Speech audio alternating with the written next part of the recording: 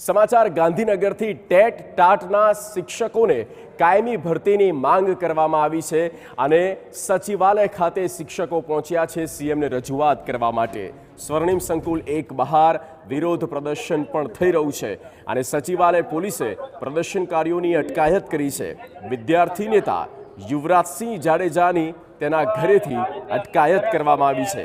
દહેગામ પોલીસે અગમચેતીના ભાગરૂપે અટકાયત કરી છે।